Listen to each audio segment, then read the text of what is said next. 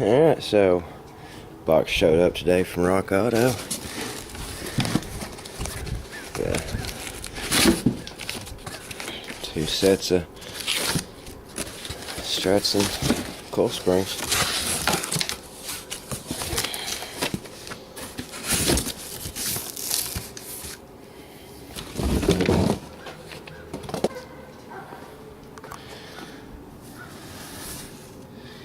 And like I said in the video earlier, don't screw with that middle bolt. So your new one will come with the new spring bushings right down to the new nuts. So let's not waste any time. I ain't had my car in a week. Let's get it together.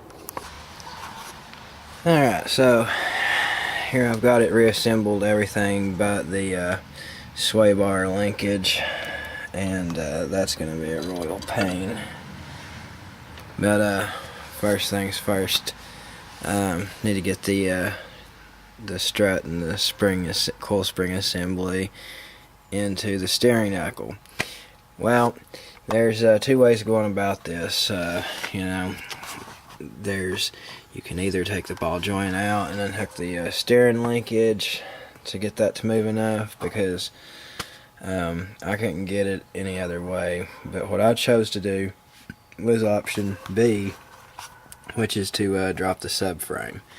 On each side there's only 2 bolts, and they are 18mm on this 2000 Taurus. There's the first one, and the second one is right here. So you'd want to jack one side up at a time, loosen it, lower it onto a jack stand, or in my case what I did is I threaded the bolt back in a couple of turns and I let it hang on the bolt, and then came to the other side and jacked it and then lowered it, and then I was able to push that in here. But what we'll do is we'll come over here to the other side, and I'll do more than tell you about it. I'll show you. So anyway, you see here on this side it's all like that, and we haven't done anything with the subframe yet. So we'll start with that. Okay, so I've supported this side of the subframe and loosened up this bolt. Really, the subframe's not riding on the jack anymore, but it's being held in place with the bolt, and you can see where it's going into the body of the car. So now we're going to go down here on the other end and do the same thing with the jack, so that we can push this down further and get the coil spring and strut assembly in there. So here I've got the jack supporting the subframe, and I'm going to take that other bolt out right there. I'm not going to worry about filming it because it's a pain. It's going to take me a minute or two. And then we'll pull that down and put the coil spring and strut assembly in there and get it in the steering knuckle. And I will show you that. Alright, so you go to install this, you're going to want to make sure that your pinch tab here is properly aligned. And so it's going to need to be pointing towards the car, not outwards. So you take it, stick it down between the lines there.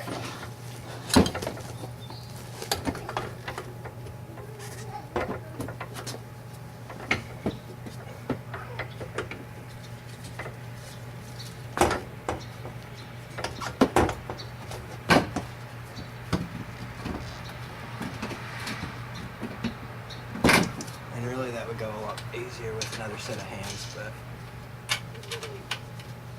get your 2 bolts started in there, or nuts on the stud started before you turn it loose.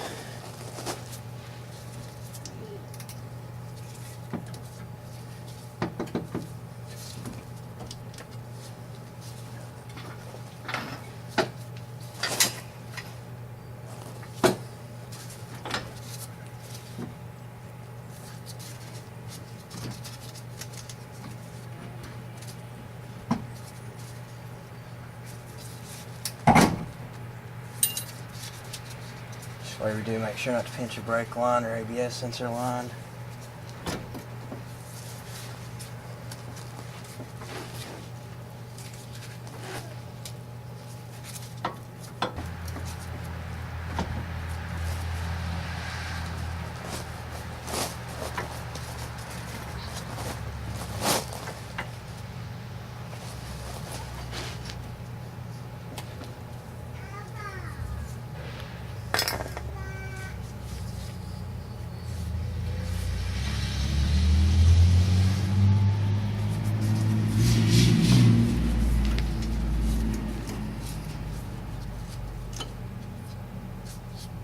And after you get it lined up, start jacking your subframe back up to push it on up in there some.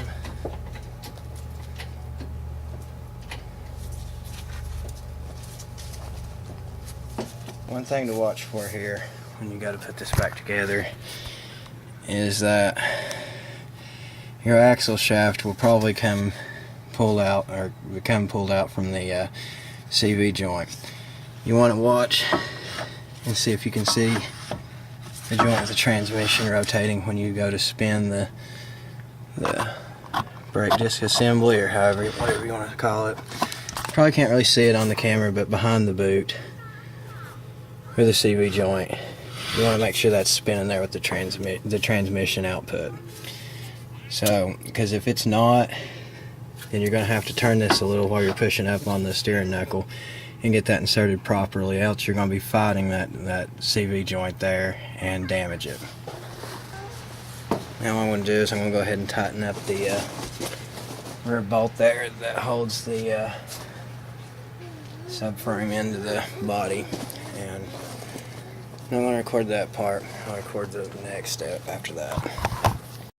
Then you're going to want to jack the steering knuckle up into that, but you're going to want to make sure that that pinch bracket there gets properly aligned with that slot.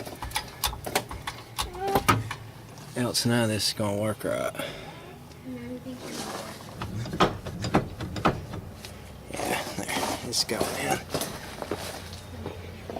Huh? Yeah. Yeah.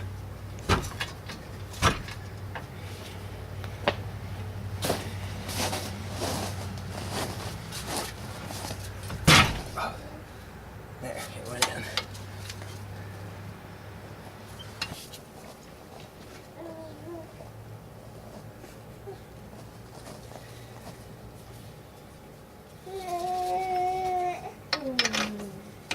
Wow, guys.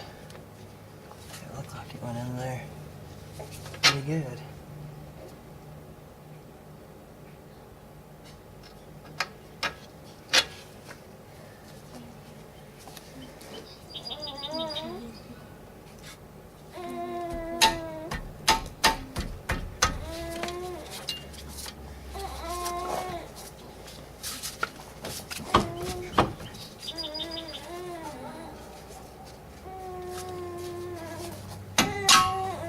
There we go.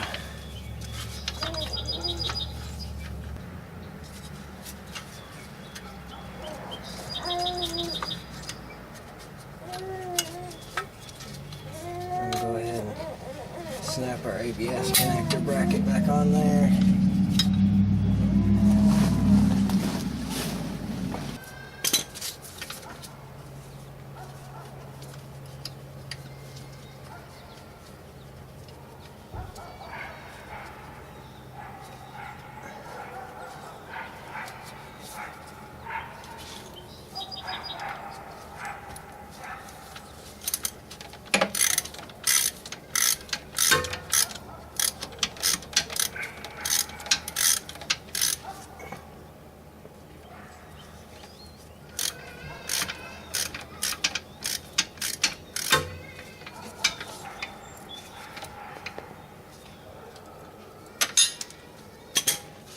You're going to want to put your other nut on the strut stud there,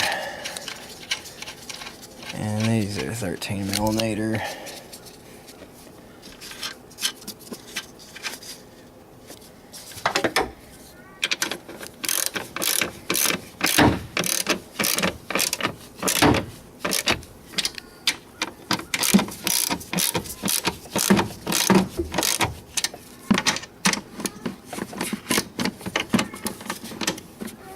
I'll have to get an extension to tighten that one down, but just suffice, I'm going to have it done, so I ain't going to worry about videoing that.